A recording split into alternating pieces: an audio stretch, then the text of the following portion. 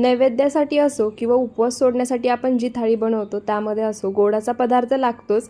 तर त्यासाठी गॅसवर कढई गरम करायला ठेवली आहे। त्यामध्ये 2 चमचे तूप घालायचं। तूप गरम झालं की पाववाटी शेवया घेतल्या आहेत त्या घालायच्या। इथे मी घरगुती शेवया वापरल्या आहेत।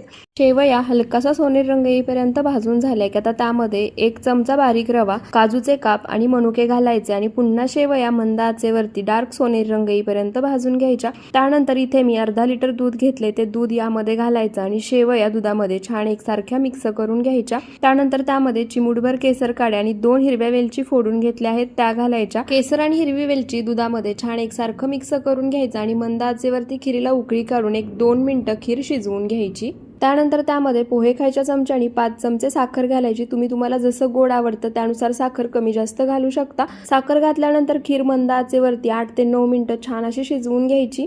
संपूर्ण थाळी पाहिजे असेल तर चॅनलच्या नावाखाली त्रिकोण आहे तिथे क्लिक